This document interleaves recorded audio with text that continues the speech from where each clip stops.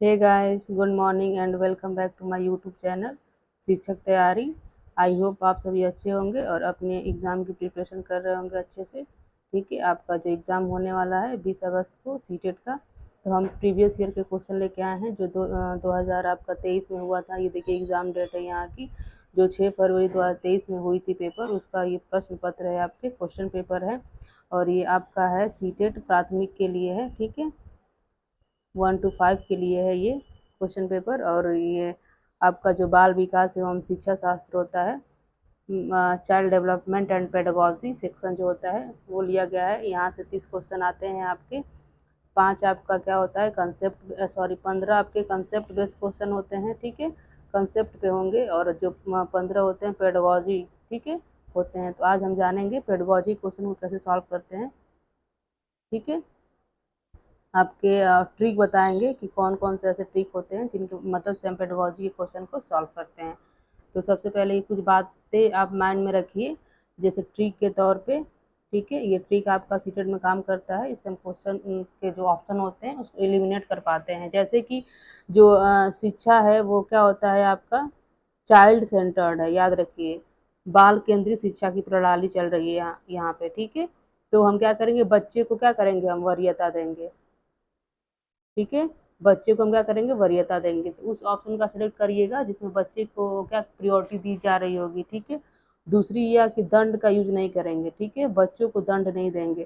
तो जिस ऑप्शन में दंड देने की बात कर रहा है बच्चों को, वो ऑप्शन आपका नहीं होगा। ठीक है, तीसरा बात ये रखिएगा कि बच्चे में कमी नहीं निकालनी है आपको। कमी, बच्चों में कोई कमी नहीं निकालनी है। अगर किसी ऑप्शन में बच्चे में ही कमी निकाल दिया जा रहा है कि बच्चे सीख नहीं सकते हैं या बच्चे को सीखने में दिक्कत हो रही है टाइप में, तो उसको वो ऑप्शन नहीं होगा। आप बच्चे में कमी हम नहीं निकाल सकते हैं, टीचर में निकाल सकते हैं। ठीक है, टीचर कैसे पढ़ा रहा है वो सुधार सकता है। ठीक है, लेकिन बच्चे में कभी कमी नहीं निकालेंगे।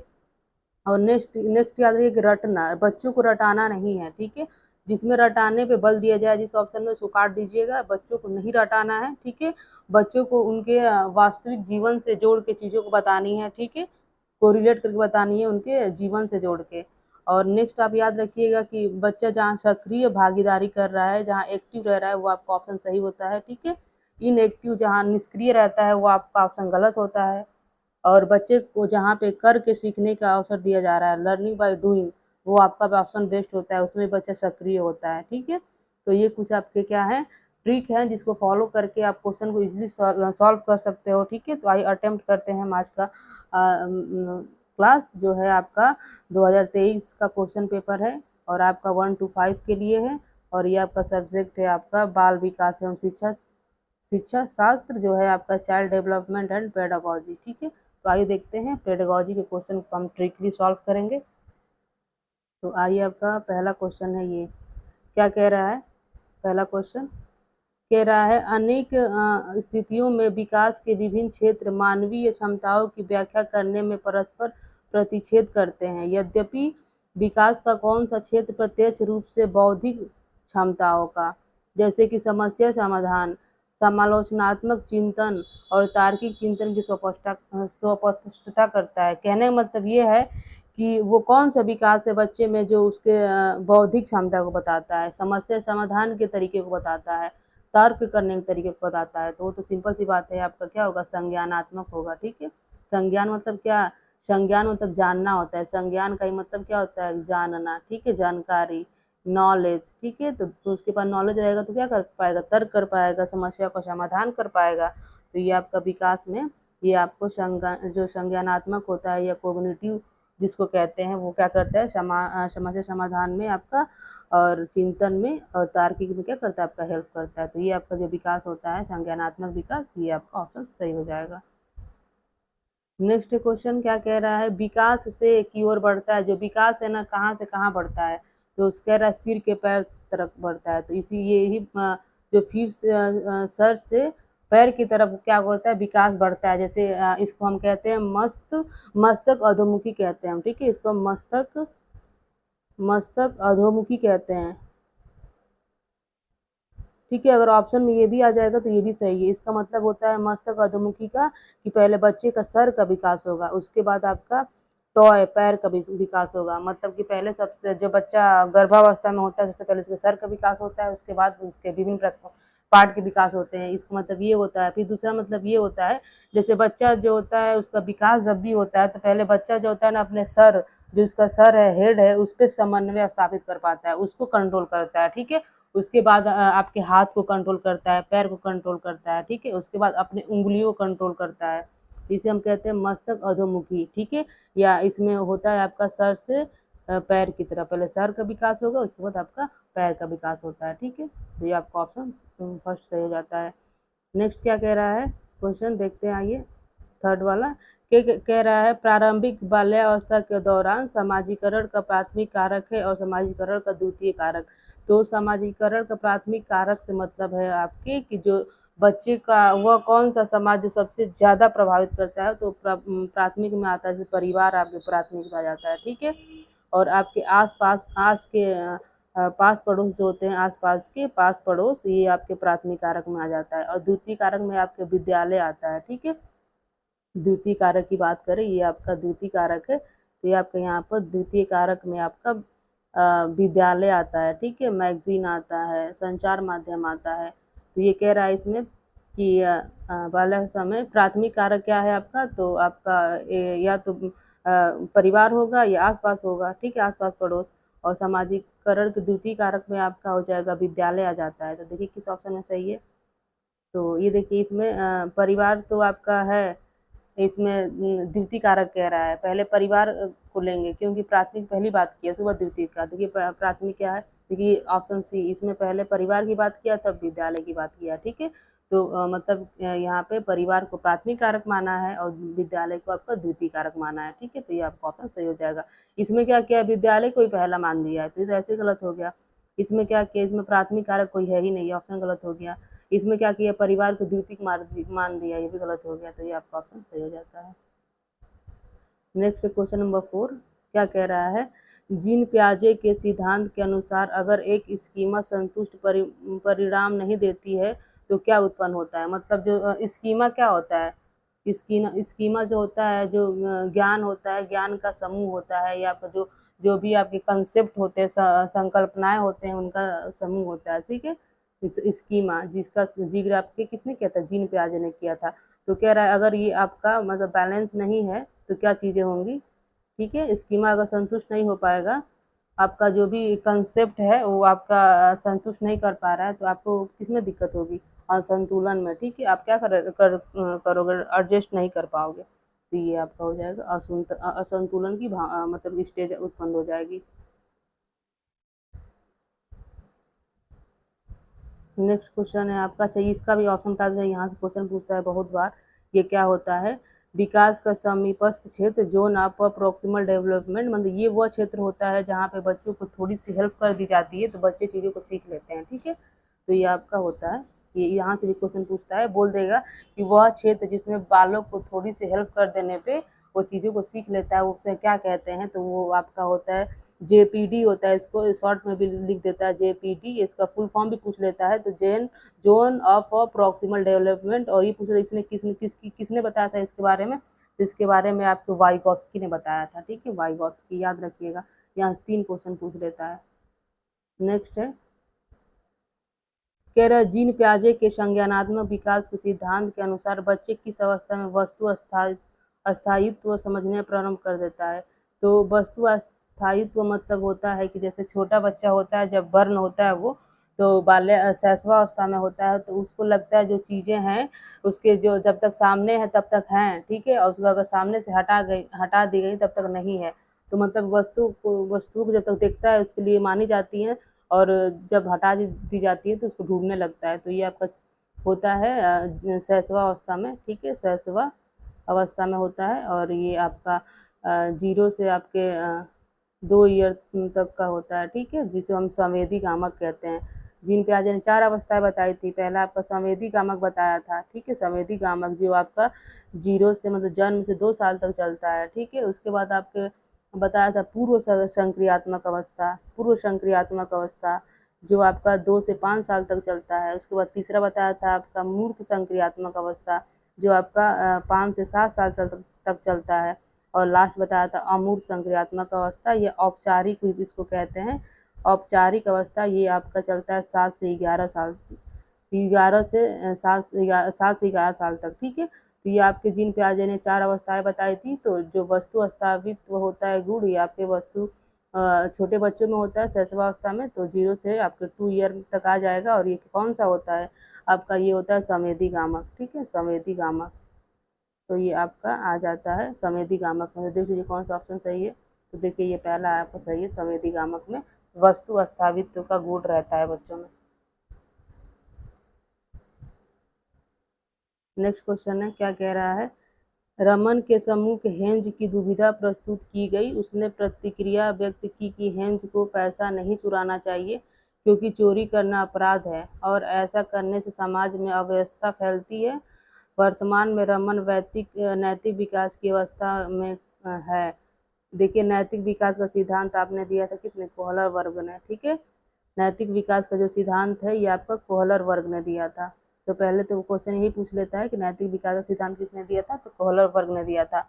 और कोहलर वर्ग ने नैतिक विकास के सिद्धांत में 3 स्तर बताए, आपके 3 स्तर बताए हैं। वो क्या क्या है आपके, आपके वो स्तर हो जाते हैं पूर्व लौकिक, ठीक है, पूर्व लौकिक पहला, और दूसरा हो जाता है आपका लौकिक, 3 स्तर बताए थे।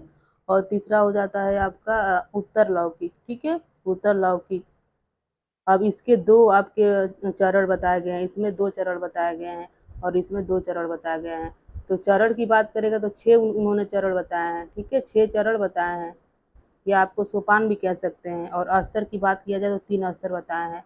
तो कह रहा है कि जो वो किस चरण के अंतर्गत आता है। अगर कोई बच्चा वो कहता है कि चोरी करना क्या होता है, अपराध माना जाता है, इससे क्या होता है समाज में अव्यवस्था फैलती है। तो कह रहा है किस चरण में है वो बच्चा, तो ये क्या कर रहा है आपका इस चरण में, वो कानून एवं व्यवस्था के अंतर्गत आता है, जो लास्ट चरण होता है। क्योंकि बच्चा क्या करता है, वो कहता है कि अगर आप चोरी करोगे तो आपको क्या करी जाएगी, अव्यवस्था फैलेगी समाज में, ठीक है। तो ये नैतिक विकास के जो लास्ट है आपका 6वां चरण, कानून एवं व्यवस्था अभिविन्यास के अंतर्गत आता है, ठीक है। और याद रखिए आपके जो 6 चरण हैं या स्तर हैं, उसका पहला आपका होता है, पहला आपका आता है सजा एवं आज्ञा पालन। मतलब पहला आपका सजा एवं आज्ञा पालन होता है। इसमें बच्चा क्या करता है, सजा से बचने के लिए आज्ञा को पालन करता है, पहला आपका चरण होता है। दूसरा होता है आपका कारण सापेक्ष, मतलब कारण सापेक्ष मतलब क्या होता है, अगर बच्चा आपको अपना टॉफी तभी देगा जब आपसे कुछ लेगा, मतलब इसमें क्या होता है, दूसरी स्टेज में बच्चे तभी मतलब कि चीज़ों को करते हैं जब उनका फायदा होता है। तीसरा होता है आपका कि अच्छा लड़का और अच्छा लड़की बनना, मतलब कि बच्चे क्या करते हैं, अच्छा लड़का और अच्छा लड़की बनने के लिए चीज़ों को, नैतिक जो चीज़ें होती है उसको फॉलो करते हैं। आपका 4th होता है कानून एवं व्यवस्था, ठीक है, इसमें कानून की चीज़ों को मानता है। 5वां होता है सामाजिक संविधा अभिविन्यास, ठीक है। और 6वां होता है आपका सार्वभौमिक नैतिक सिद्धांत, ठीक है। तो ये आप जो बच्चा है ये इसमें कानून की बात कर रहा है, तो ये आपका आ जाएगा 4th नंबर। याद रखिएगा जब भी आपकी स्तर की बात करें तो 3 मतलब 3 होते हैं और चरण आपके 6 होते हैं, ठीक है, याद रखिएगा। और नैतिक विकास का सिद्धांत आपका कोहलर वर्ग ने दिया था। नेक्स्ट क्वेश्चन है, क्या कह रहा है, ले वाइगॉस्की के विचारों के अनुसार निम्न में से कौन सा कथन सही है। तो ये सामाजिक सांस्कृतिक का विकास बताए थे ले वाइगॉस्की ने। ये क्या कहते हैं, ये कहते हैं मतलब इनका कंसेप्ट है कि कहते हैं जो बच्चे होते हैं समाज से सीखते हैं, ठीक है, समाज में रह के सीखते हैं, समाज के अंतर क्रिया द्वारा सीखते हैं। तो यही कह रहा है कि इनके अनुसार कौन सा विचार सही है वाइगॉस्की के अनुसार। तो आइए देखते हैं। कह रहा है सामाजिक पृथक्करण अधिगम में योगदान करता है, गलत है, पृथक्करण नहीं, समाज से बच्चे सीखते हैं, इनका मानना होता है। दूसरा कह रहा है बच्चे दूसरों के सहयोग के बिना फिर बात कर रहा है, ये गलत है। कह रहा है संकेत और मदद अधिगम की गति में अवरोध पैदा करता है, अवरोध नहीं करता है। संकेत के माध्यम से चीज़ों को हम सीखते हैं और मदद के माध्यम से, अवरोध नहीं करता है आपका। ये कह रहा है सांस्कृतिक उपकरण अधिगम की प्रक्रिया में योगदान देता है, मतलब जो सांस्कृतिक उपकरण होते हैं समाज से रिलेटेड चीज़ें होती हैं बच्चों को सीखने में हेल्प करती हैं। तो ये आपका डी सही हो जाएगा। क्वेश्चन नंबर 8 है, क्या कह रहा है, लेव वाइगॉस्की के अनुसार शिक्षण अधिगम की निम्न में से कौन सी विधि अधिगम को सम्मिलित करती है। तो वो कह रहा है इसका कि अधिगम में कौन सी सहायता करती है? तो ये कह रहा है पहला, निष्क्रिय अनुकरण, बिल्कुल नहीं। हम बताए हैं पहले, जहाँ बच्चे को निष्क्रिय दिखाया जाए वो गलत हो जाए आपका। सहभागी अधिगम, ये सही है। सहभागी मतलब क्या करते हैं, बच्चों की हेल्प से, ठीक है, एक दूसरे के सहयोग करके सीखते हैं, और जहाँ सहयोग करेंगे उनके अंदर सामाजिक भावना उत्पन्न होती है, ये सही हो जाएगा। दूसरा, व्याख्यात्मक, इसका मतलब है ही नहीं है, उद्दीपन की बात ये नहीं करते हैं, ठीक है, उद्दीपन की बात स्किनर वगैरह करते हैं, तो ये इनका पहला हो जाएगा। सहयोगी अधिगम, मतलब बच्चे सहयोग करेंगे तो समाज के परिप्रेक्ष्य में रहेंगे, तो वो समाज की बात ही करते हैं, वाइगॉस्की, याद रखिएगा, वाइगॉस्की से हमेशा क्वेश्चन आता है सीटेट में। नेक्स्ट कह रहा है, बाल विकास शिक्षा किसकी अनुशंसा करती है? तो बाल विकास शिक्षा मतलब कि बाल केंद्रित शिक्षा, मतलब बच्चों को सेंटर माना जाता है शिक्षा का, बच्चों की को वरीयता दी जाती है, ठीक है इसमें। तो आइए देखते हैं क्या, मानकीकृत पाठ्यचर्या की, ये नहीं। पुरस्कार एवं दंड का इस्तेमाल करना, बिल्कुल नहीं करना है, हम पहले बता दिए हैं।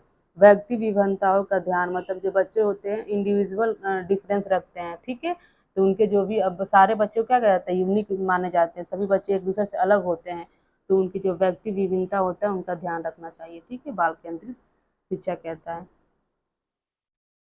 नेक्स्ट क्वेश्चन है क्वेश्चन नंबर 10, क्या कह रहा है, हार्वर्ड गार्डनर के बुद्धि के सिद्धांत के अनुसार बुद्धि है, तो जो हार्वर्ड गार्डनर हैं इन्होंने बहुबुद्धि के बारे में बताया था, ठीक है, बहुबुद्धि सिद्धांत बताए थे, मतलब क्या है, बुद्धि के बहुत सारे प्रकार होते हैं, जैसे कि गामक बुद्धि हो गया, आपके तार्किक बुद्धि हो गया, ठीक है, ऐसे ही आपके संगीत मय बुद्धि हो गया, तो ऐसे करके इन्होंने 8 न बुद्धि बताए थे, तो ये कहते हैं बुद्धि के सही कई सारे प्रकार होते हैं, ठीक है, इनके अनुसार बुद्धि क्या है, तो आइए देख लेते हैं।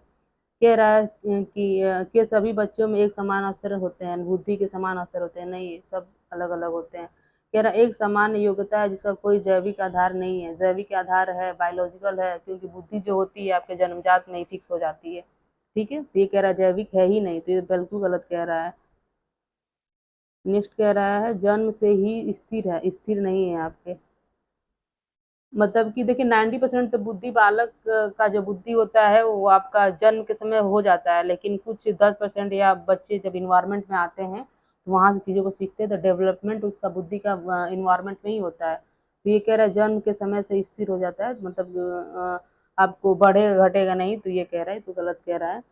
नेक्स्ट देख लेते हैं बुद्धि के बारे में क्या कह रहा है, वो भी इनके अनुसार, गार्डनर के अनुसार कह रहे हैं कई प्रकार की बुद्धि होती है और व्यक्तियों के माप के पास विभिन्न प्रकार के बुद्धि के विभिन्न स्तर होते हैं, सही है, ठीक है, मतलब बुद्धि आपका कई सारे टाइप्स की होती है, यही आपके गार्डनर कहते हैं।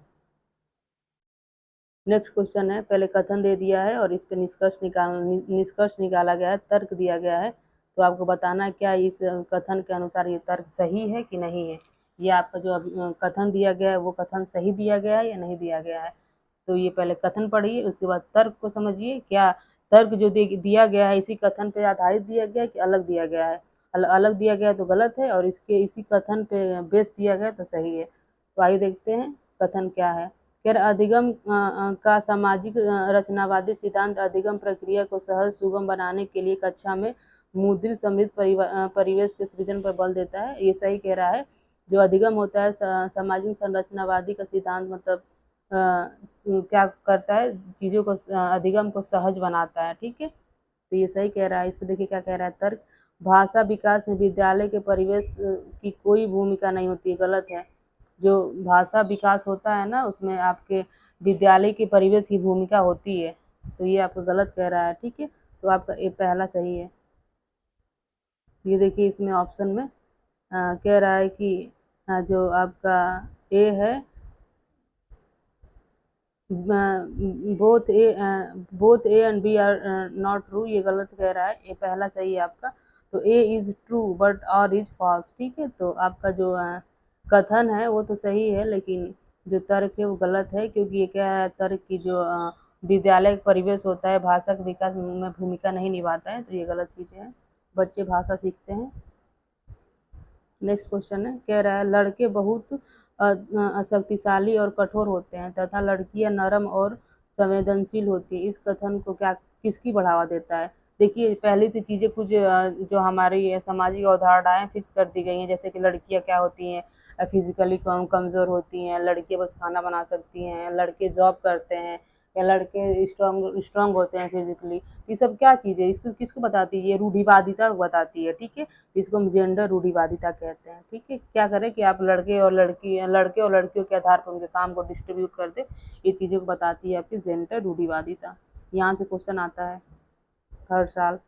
नेक्स्ट है, बच्चों की स्वीकृत अधिगम शैलियों में व्यक्ति विभिन्नताओं को किस प्रकार संबोधित नहीं करना चाहिए। मतलब कि जो बच्चे होते हैं इंडिविजुअल होते हैं, मतलब उनके अंदर अलग अलग गुण होता है, ठीक है, वो एक दूसरे से अलग होते हैं। तो कह रहा है किस प्रकार से उनको संबोधित नहीं करना चाहिए।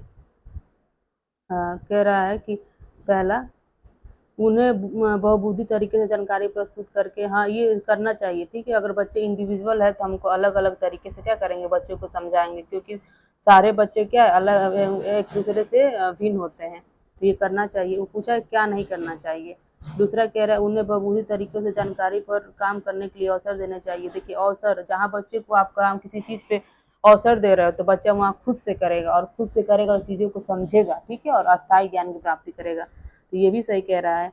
नेक्स्ट कह रहा है कि उन्हें बहुबुद्धि तरीकों से काम करने में शामिल होने का अवसर देना चाहिए, ठीक है। इस अवसर देंगे हम, यहाँ भी अवसर की बात कर रहा है। कह रहा है उनका बहुबुद्धि तरीकों से नामीकरण व प्रतिकरण कर देना चाहिए। कह रहे जो बच्चे मतलब कि उनकी बुद्धि के अकॉर्डिंग जो होता है उनको अलग अलग तरीकों में बांट देना चाहिए, तो ऐसा नहीं करना चाहिए, सभी बच्चों को एक साथ हमको पढ़ाना चाहिए, ये गलत कह रहा है। नेक्स्ट क्वेश्चन नंबर 14 कह रहा है कि आकलन करने का मुख्य कारण क्या है। तो बच्चे को आप आकलन क्यों करते हो। तो पहली बात हम इसलिए हम आकलन करते हैं कि बच्चे ने कहाँ तक चीज़ों को सीखा है, ठीक है, उसको जानने के लिए करते हैं, और प्लस बच्चे को सीखने में कहाँ दिक्कत हो रहा है उसका हम पता करने के लिए मापन का यूज़ करते हैं। तो आइए देखिए क्या है। कह रहा है पहला कि शिक्षार्थियों में परीक्षा के प्रति भय पैदा करना, ये बिल्कुल गलत है, इससे कोई मतलब ही नहीं, बच्चे में भय पैदा करेंगे नहीं। दूसरा है बच्चों को अनुकूलतम बनाने के लिए विद्यार्थियों की खूबियों और चुनौतियों की पहचान करना। हाँ, बच्चों को सिखाने के लिए जो उनकी खूबियाँ हैं उनको भी जानना, ठीक है, और चुनौतियाँ उनके अंदर कौन सी चुनौतियाँ आ रही हैं, उनको कहाँ कठिनाई हो रही है, इसको जानना, ये आपका असेसमेंट कहलाता है, ठीक है, ये सही है। ये बाकी देख लीजिए। कह रहा है कि उनको क्लास के अगले काज में उन्नत करने के लिए किया जाता है, तो ये नहीं है, सेकेंड वाला ज़्यादा सही है, ठीक है। विद्यार्थियों को श्रेणी देना, ठीक है, वर्गीकृत करना, बच्चों को वर्गीकृत नहीं करना है हमको, इससे बच्चों के अंदर हीन भावना आती है, ठीक है। बच्चे जो जिनको अच्छे कैटेगरी में डिवाइड करोगे वो खुद को सुपीरियर मानने लगते हैं, फिर नीचे वालों को कम समझते हैं, तो ये चीज़ें नहीं लानी है आपको। नेक्स्ट है क्वेश्चन नंबर 15 क्या कह रहा है। कह रहा है आप अपने विद्यार्थियों में समालोचनात्मक चिंतन को उत्पन्न करना चाहते हैं, ऐसा करने के लिए आप निम्न से क्या करेंगे। मतलब कि बच्चों के अंदर ना आप मतलब कि सोचने की क्षमता का विकास करना चाहते हैं, ठीक है, चिंतन करना चाहते हैं, तो क्या करेंगे। कह रहा है अभिसारी चिंतन नहीं कराना चाहिए, अभिसारी चिंतन सीमित होता है, ठीक है। अपसारी चिंतन कहते तो हम सही हो जाता है। अपसारी अपसारी क्या होता है, अपसारी आपका अलग अलग तरीके से बच्चे यहाँ सीखते हैं, अलग अलग दिमाग का मतलब कि कई सारे डायमेंशन का यूज करके सीखते हैं, और अभिसारी आपका क्या होता है, एक ही डायमेंशन से सीखते हैं, तो ये गलत हो जाएगा। कंठस्थ करना, याद करना, ये बिल्कुल गलत है। निष्क्रिय आपको बता दें, जहाँ निष्क्रिय आ जाए, याद करने की बात करें तुरंत काटिएगा ऑप्शन को। ये देखिए स्वस्वतन, अगर वो स्वयं से सोचेंगे तो क्या करेंगे, अलग अलग तरीके से सोचेंगे। अब मान लीजिए 10 बच्चे हैं और 10 बच्चे स्वयं से मतलब कि सोच रहे हैं, खुद से सोच रहे हैं, तो सब 10 का क्या होगा, अलग अलग व्यू होगा, पॉइंट ऑफ व्यू होगा, तो ये आपका सही हो जाएगा। नेक्स्ट क्वेश्चन नंबर 16 क्या कह रहा है। कह रहा है विद्यालय में सुविधा वंचित पृष्ठभूमि से आने वाले बच्चों का निम्न स्तरीय निष्पादन किस की ओर संकेत करता है। मतलब कि जो बच्चे आपके सुविधाओं से वंचित हो चुके हैं, ठीक है, वो निम्न स्तर के निष्पादन करते हैं, किसकी वजह से होता है ये आप, ठीक है, तो ये किस कारण से होता है जो निम्न स्तरीय का निष्पादन कर की ओर संकेत करता है। तो पहला देखते हैं। कह रहा है विद्यालय सभी विद्यार्थियों की आवश्यकताओं की ओर ध्यान देता है। हाँ ये ठीक है। क्या करता है विद्यालय, सभी आवश्यकताओं की तरफ ध्यान देता है। उनके माता पिता शिक्षण का महत्व नहीं समझते हैं, तो इससे ये नहीं मतलब है, इससे उनके अंदर वो नहीं आता है। नेक्स्ट कह रहा है विद्यालय सभी बच्चों की आवश्यकताएं आवश्यकताओं को संबोधित नहीं कर पा रहे हैं। हाँ, अगर वो सभी बच्चों को संबोधित नहीं कर पा रहा है स्कूल जो विद्यालय है, इसीलिए उनके अंतर्गत ये निम्न स्तरीय की भावना आ जाती है, तो ये हो गया, ठीक है।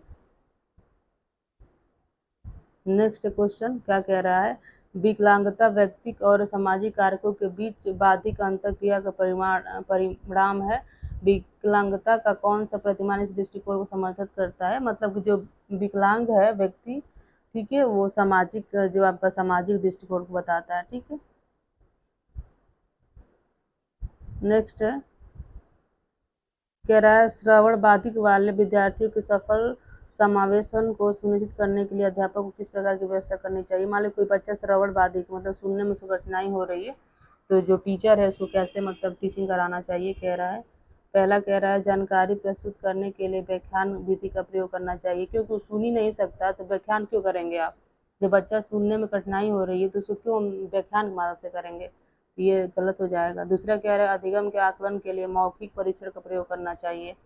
मौखिक का कर सकते हैं, तो अगर बच्चा आपका सुनेगा ही नहीं तो मौखिक कैसे व्यक्त करेगा अपने बातों को, ये भी ठीक है, लेकिन इसको होल्ड करते हैं और इससे अच्छा ऑप्शन भी हो सकता है तो उसको लेंगे। नेक्स्ट कह रहा है क्लास में सांकेतिक भाषा के प्रयोग को निषेध करना चाहिए, तो गलत कह रहा है। जब बच्चा आपका मतलब कि सुन नहीं सकता है तो हम संकेतों के माध्यम से उसको समझाएंगे, तो यहाँ निषेध कर रहा है, तो ऐसे ही गलत हो गया। कह रहा है यह सुनिश्चित करना कि मौखिक संप्रेषण दृश्यात्मक प्रस्तुतिकरण के साथ हो, ये सही कह रहा है कि जो भी मौखिक हम संप्रेषण करेंगे तो उसको दृश्य के माध्यम से दिखा के करेंगे, ठीक है। तो दृश्यात्मक करेंगे तो यहाँ आपका वो संकेत भी शामिल हो जाएगा, तो ये आपका बेस्ट ऑप्शन हो जाएगा। नेक्स्ट है क्वेश्चन नंबर 19, क्या कह रहा है, कह रहा मेधावी प्रतिभाशाली बच्चों में से किस तरह की संभावना होती है। तो आपको पता है प्रतिभाशाली बच्चे क्या होते हैं, जिसका IQ बुद्धि लब्धि क्या होता है 140 से अधिक होता है, ठीक है, प्लस होता है, वो आपके प्रतिभाशाली बच्चे होते हैं। और वो क्या होते हैं, बहुत तेज होते हैं और चीज़ों को इजीली समझ जाते हैं, कहीं भी अपने आप को एडजस्ट कर लेते हैं, ठीक है, समस्या समाधान इजीली कर लेते हैं, ये होते हैं। तो कह रहा है उनके बारे में कौन सा सही है, कह रहा है उनमें मूल बातों की सहज समझ का अभाव होता है, ये तो बिल्कुल गलत है। कह रहा है उनके अंदर समझ का सहज ही नहीं होता है। दूसरा क्या कह रहा है, अपने सहपाठियों की तुलना में काफ़ी धीमी गति से सीखते हैं, नहीं वो तेज गति से सीखते हैं, ये गलत कह रहा है। दूसरा है यदि कार्य चुनौती भरा है तो उस काम को तुरंत छोड़ देते हैं, ऐसा नहीं, चुनौती भरे काम को ही करते हैं, क्योंकि उनकी IQ लेवल ज़्यादा होती है तो दिमाग उनके पास ज़्यादा होता है। नेक्स्ट कह रहा है समाधान खोजने के प्रति इच्छा व्यक्त करते हैं, हाँ, जो प्रॉब्लम सॉल्विंग ये होते हैं, ठीक है, प्रॉब्लम को सॉल्व करते हैं, इजीली कर लेते हैं। नेक्स्ट क्वेश्चन है क्वेश्चन नंबर 20, क्या कह रहा है निम्न में से कौन सा प्रावधान अटेंशन फिडसिट हाइपर एक्टिविटी डिसऑर्डर वाले विद्यार्थियों के लिए चुनौती करेगा। मतलब ये जो क्वालिटी होती है जो इस डिसऑर्डर है, इसमें बच्चे क्या होते हैं कि मतलब चीज़ों को बहुत जल्दी जल्दी करते हैं, उनके अंतर्गत अति सक्रियता होती है, उनके अंदर उनका ठहराव नहीं होता है, जल्दी जल्दी के चक्कर में चीज़ों को बहुत गलत कर देते हैं, ये उनका ये इसके अंतर्गत ये डिसऑर्डर आता है, ठीक है। तो कह रहा है कि उनके लिए क्या चुनौती होगा, तो आपके लिए चुनौती देख सकते हैं बिना किसी अंतराल के लंबी अवधि वाले व्याख्यान, ठीक है, अगर आपको व्याख्यान खूब दिए जा रहे हो और आप बीच में ब्रेक नहीं रह रहे हो तो उनके लिए मतलब चीज़ों को समझना क्या हो जाएगा, तो थोड़ा डिफिकल्ट होगा, तो ये हो जाएगा आपका ऑप्शन। नेक्स्ट क्वेश्चन है, ये भी कथन पे है, एक कथन दिया गया है फिर उसी के माध्यम से तर्क दी गई है, तो देखते हैं इसका तर्क किसके अकॉर्डिंग दी गई है कि नहीं। तो पहला कह रहा है अध्यापक को अपने विद्यार्थियों को सहयोगात्मक अधिगम में सहायता करने, समूह कार्य करने और सक्रिय रूप से भाग लेने के लिए प्रोत्साहित करना चाहिए, हाँ ये सही कह रहा है। सभी बच्चों को क्या करना चाहिए, सहयोगात्मक अधिगम को बढ़ावा देना चाहिए और उनको समूह में कार्य करने के लिए सक्रिय रूप से भागीदारी के लिए प्रोत्साहित करना चाहिए, ये आपका कथन सही है। तो क्या जो भी इसका तर्क दिया गया इसके अकॉर्डिंग क्या वो सही है कि नहीं, तर्क ही देखते हैं। ये कह रहा है तर्क अधिगम एक सामाजिक गतिविधि है और विद्यार्थियों को सामाजिक रूप से ज्ञान सृजन करना चाहिए, ठीक है, ये भी समाज की बात कर रहा है, यहाँ भी समाज की बात कर रहा है, तो दोनों आपका सही है, कथन भी सही है आपका और तर्क भी सही है, तो ऑप्शन सही हो जाएगा पहला आपका। कह रहा है both A and are true. Next question है क्वेश्चन नंबर 22, क्या कह रहा है, कह रहा है शिक्षा अधिगम की निम्न में से कौन सी विधि ज्ञान के सृजन में विद्यार्थियों की सक्रिय भूमिका को महत्व नहीं देती है, मतलब किसमें बच्चे सक्रिय नहीं रहते हैं। तो पहला कह रहा है कि सहपाठी या सहभागिता, इसमें सक्रिय रहेंगे। सहपाठी सहभागिता मतलब कि बच्चे एक साथ चीज़ों को काम करते हैं, तो एक साथ करेंगे तो सक्रिय रहेंगे। अन्वेषण का मतलब होता है खोजबीन करना, ठीक है, चीज़ों को इसमें आपके बच्चे चीज़ों को सर्च करके सीखते हैं, जैसे प्रोजेक्ट के माध्यम से सीखते हैं। पारस्परिक शिक्षण मतलब कि एक दूसरे से के माध्यम से सीखते हैं, तो ये सब आपके सक्रिय के उदाहरण है। व्यवहार उन्मूलन इसके अंतर्गत नहीं आता, ये ऑप्शन हो जाएगा। नेक्स्ट है, कह रहा है विद्यार्थी किसके द्वारा बेहतर और प्रभावशाली तरीके से सीखते हैं। तो याद रखिए जिसमें ज़्यादा बच्चे सक्रिय रहेंगे वो ऑप्शन सही रहेगा। ये कह रहा है निष्क्रिय द्वारा, बिल्कुल गलत। पुरस्कार और दंड द्वारा, गलत, दंड नहीं देना है बच्चे को। जिज्ञासा और अन्वेषण द्वारा, ये सही है। जिज्ञासा मतलब क्या, जिज्ञासा उनके अंतर्गत रहेगी तो एक्टिव रहेंगे, सक्रिय रहेंगे। और अन्वेषण का मतलब ही होता है कि खोजबीन करना, चीज़ों को ढूंढेंगे, सर्च करेंगे, सीखेंगे अपने आप। और लास्ट है कंठस्थीकरण, याद करना, बिल्कुल गलत। नेक्स्ट क्वेश्चन नंबर 24 क्या कह रहा है, निम्न में से कौन सा विद्यार्थियों के समस्या समाधान कौशलों का विकास में बाधक है। जब बच्चे जो प्रॉब्लम सॉल्व करते हैं तो उनमें कौन सी चीज़ें बाधक के रूप में आती है। तो कह रहा है आपका पहला है अनुरूप चिंतन, तो चिंतन करेंगे तो आपका पॉजिटिव साइन करता है, बच्चे सीखते हैं। इसमें निगेटिव बताना है कौन सा आपका बाधा डालता है। कह रहा है ये देखिए प्रकारात्मक स्थिरता, स्थिरता आपका निगेटिव साइन कर रहा है, चीज़ें स्थिर हो जाएंगी तो फिर बच्चे सीखेंगे ही नहीं, तो ये हो जाएगा। ठीक है, तो ये आपका बाधा उत्पन्न करेगा। अब बाकी देखिए बहुविध तरीकों से प्रश्नों का प्रस्तुतिकरण करना, ये सही है। बहुविध मतलब कि अलग अलग तरीकों से हम चीज़ों को प्रस्तुत करेंगे, तो ये सही है आपका। ये आपका गलत हो जाएगा, ये आपका बाधा उत्पन्न करेगा, बी ऑप्शन। नेक्स्ट है, क्या कह रहा है विद्यार्थियों द्वारा गृहीत वैकल्पिक अवधारणाएं अध्यापकों द्वारा किस प्रकार संबोधित की जानी चाहिए। मतलब जो बच्चे होते हैं उनके यहाँ जो गृहीत वैकल्पिक अवधारणाएं, जो घर से चीज़ें वो सीख के आते हैं, तो उसको अध्यापक को क्लास में क्या करना चाहिए, उन अवधारणाओं का तो उनका रिस्पेक्ट करना चाहिए। मैं पहले बता देती हूँ, बच्चे जो भी चीज़ें सीख के आते हैं बाहर से, उनका रिस्पेक्ट करना चाहिए। अगर वो गलत चीज़ें सीखे हैं तो आप उनको क्या करिए, चीज़ों को मतलब संशोधित करिए। ठीक है, ये नहीं कि उनको डांटिए, उनको गलत ठहराइए, ये सब चीज़ें नहीं करनी चाहिए। कह रहा है कि वैकल्पिक अवधारणाओं की कोई चर्चा किए बिना अनदेखी कर देना चाहिए, ये तो गलत है। बच्चों को अनदेखी नहीं करनी चाहिए, उनके अंदर हीन भावना आने लगती है, फिर वो बच्चे टीचर से कुछ पूछते नहीं है। ठीक है, दूसरा कह रहा है विद्यार्थी को किसी भी प्रकार की वैकल्पिक अवधारणाएं साझा करने की अनुमति नहीं देनी चाहिए। नहीं, उनके अंदर बच्चों को अपनी जो भी अवधारणाएं हैं उनको साझा करने की अनुमति देनी चाहिए टीचर्स को। सी कह रहा है विद्यार्थियों को अपने विचार साझा करने के लिए प्रोत्साहित करना चाहिए। ठीक है, हाँ, ऐसे प्रोत्साहित करेंगे तो बच्चे के मन में जो भी चीज़ें हैं वो संकोच नहीं करेगा, आपसे पूछेगा। ठीक है, और उसका जो विकास होगा अच्छे तरीके से होगा। तो यही आपका सी सही हो जाता है। ये कह रहे विचार रखेगा तो आप उसको दंड देंगे, बिल्कुल गलत है, दंड नहीं देना चाहिए।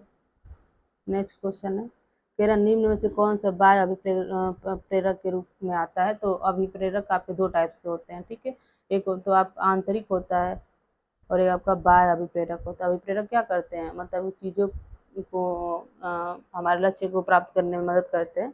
तो आंतरिक अभिप्रेरक मतलब जैसे कि आप उसकी प्रशंसा कर दीजिए, ठीक है, और वो अंदर से मोटिवेट हो जाए, उसके वो तो आपका आंतरिक हो जाएगा, स्वयं मोटिवेट हो। तो बाय मोटिवेट मतलब उसको आप पुरस्कार दे दीजिए। ठीक है, यहाँ से मोटिवेट हो जाएगा, तो ये बाह्य के अंतर्गत आता है।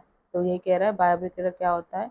तो कह रहा है जिज्ञासा को संतुष्ट करने के लिए अधिगम कराना, समझ को समूहित करने के लिए अधिगम कराना, नगद पुरस्कार पाने के लिए। हाँ, इसमें पुरस्कार दिए जाते हैं क्योंकि आपका बाह्य है, जैसे जो भी पुरस्कार दिए जाते हैं, ये आपका ऑप्शन सही हो जाएगा।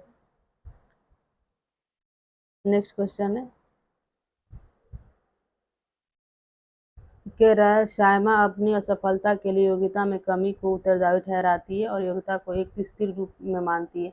मतलब लड़की है एक, ठीक है, वो असफल हो जा रही है तो उसको लगता है उसके अंदर योग्यता की कमी है, और खुद की योग्यता को ठहराती है कि वो अयोग्य है। और बार बार असफलता हुआ होना उसमें किस प्रकार की भावना का विकास करेगा। तो ऐसा वो सोचती है कि मतलब उसके अंदर योग्यता कम है, बार बार वो क्या कर रही है, असफल हो जा रही है, तो इसकी भावना क्या, इस भावना का विकास मतलब उसको कैसे ये इफेक्ट करेगा। तो क्या करेगा, क्या वो गर्व करेगी, नहीं, वो तो निराश हो चुकी है ना, आशा भी नहीं लाएगा ये भावना। जब वो मान चुकी है कि उसके अंतर्गत क्या है, कमियां हैं, तो ये गर्व तो करेगी नहीं, आशा आएगा नहीं, जिज्ञासा भी नहीं होगा। ये आपका ऑप्शन सही होगा। असहाय का सिका हुआ भाव होगा, उसके अंदर असहाय की भावना आ जाएगी, ठीक है, कि वो क्या है, योग्य नहीं है। नेक्स्ट क्वेश्चन है आपका, कह रहा है आप अपने विद्यार्थियों को कुछ जानकारी याद करवाना चाहते हैं, इस उद्देश्य के लिए आप किस प्रकार की युक्ति अपनाएंगे। मतलब बच्चों को कुछ जानकारी याद कराना चाहते हैं तो आप क्या करेंगे, कह रहे हैं आप उन्हें सक्रिय रूप से कई बार दोहराने के लिए कहेंगे। हाँ, सक्रिय याद कराना सिंपल सी बात है, बच्चों को दोहराने के लिए कहेंगे, लेकिन सक्रिय रूप से कहेंगे, ठीक है, ये सही कह रहा है। दूसरा देखिए, उनके पूरे ज्ञान से संबंध जोड़ेंगे, ये भी सही कह रहा है। और ये नेक्स्ट देखिए, कह रहा है ज्ञान को वास्तविक जीवन की समस्याओं में लागू करने का अवसर देंगे, ये भी सही कह रहा है। नेक्स्ट कह रहा है उस अवधारणा हेतु उदाहरण और गैर उदाहरण प्रस्तुत करेंगे, ये भी सही कह रहा है। तो आपका इन चारों में आपका जो ये चारों में ये तीनों मतलब ज़्यादा ऑप्शन सही है। और इसमें आपका ये निष्क्रिय तो सही है, लेकिन बार बार दोहराने के लिए कह रहा है, ये थोड़ा सा निगेटिव साइन कर रहा है, तो ये आपका गलत हो जाएगा। सक्रिय सही है, लेकिन बार बार दोहराने की बात कर रहा है। बाकी ये गलत ऑप्शन नहीं है, लेकिन इन तीनों के कंपेयर में आपका ऑप्शन ये गलत हो जाएगा, ठीक है, ज़्यादा कम सही लग रहा है, क्योंकि इन तीनों में बच्चों के रियल लाइफ से जुड़ के चीज़ों को बताओगे तो इसलिए आप उनको मतलब सीख जाएंगे, ठीक है, और स्टेबल रहेंगे, वो स्थिर हो जाएंगे, मतलब जो भी ज्ञान होगा उनका स्थिर रहेगा। नेक्स्ट है क्वेश्चन नंबर 29, क्या कह रहा है, निम्न में से कौन सा व्यक्तिगत कारक है जो अधिगम को प्रभावित करता है। तो व्यक्तिगत कारक तो आनुवंशिकता व्यक्तिगत कारक है, क्योंकि सभी बच्चे में अलग अलग मतलब गुण होता है आनुवंशिकता का, तो ये सही हो जाएगा। 30 कह रहा है क्वेश्चन, क्या कह रहा है, कह रहा है अधिगम किसके द्वारा नकारात्मक रूप से प्रभावित होती है। तो नकारात्मक रूप से प्रभावित होती है, तो पहला कह रहा है अधिगम द्वारा पाड़ प्रदान करना। पाड़ मतलब कि स्कैट फोल्डिंग होता है, वही मतलब बच्चों को थोड़ा सा हेल्प कर दीजिए तो बच्चे चीज़ों को सीख जाते हैं, ठीक है, तो ये तो हेल्प करेगा ही। नकारात्मक नहीं कह रहा है, ये सकारात्मक हेल्प कर रहा है। कह रहा है निराशा की भावना, ये आपका नकारात्मक हेल्प करेगा, ठीक है, बच्चों में निराशा का भाव नहीं उत्पन्न करना चाहिए। तो ये थे आपके 30 क्वेश्चन जो आपके 2023 सीटेट के क्वेश्चन पेपर हैं, जो आपका था चाइल्ड डेवलपमेंट एंड पेडागोजी, ठीक है। आई होप आपको वीडियो पसंद आया होगा, और अगर आपको वीडियो पसंद आया है तो लाइक शेयर सब्सक्राइब कर दीजिए। अगर आप चैनल पर नए हैं तो इसी प्रकार चैनल पर बने रहिए और चैनल को सब्सक्राइब कर दीजिए। और इसी प्रकार हम 2022-23 के सारे प्रश्न पत्र ले आएंगे आपके सारे सब्जेक्ट के, और बताएंगे कैसे ट्रिकली आप पेडागोजी के क्वेश्चन को सॉल्व करते हो। और जो मैंने स्टार्टिंग बताया उन बातों को ट्रिक के तौर पर याद रखिएगा, वो सारे सब्जेक्ट में आपके फॉलो किए जाएंगे। ओके, अब आपको पसंद आएगा क्लास तो प्लीज़ लाइक शेयर सब्सक्राइब कर दीजिए। Okay, thank you.